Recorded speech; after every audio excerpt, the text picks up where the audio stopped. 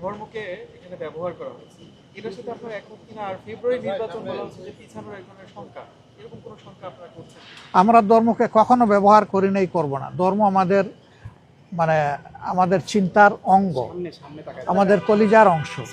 আমরা ধর্ম নিয়েই কাজ করি, আমরা ধর্মকে ব্যবহার করি না। ধর্ম ব্যবহার করলে কে করে সেটা আপনারা ভালো বুঝেন।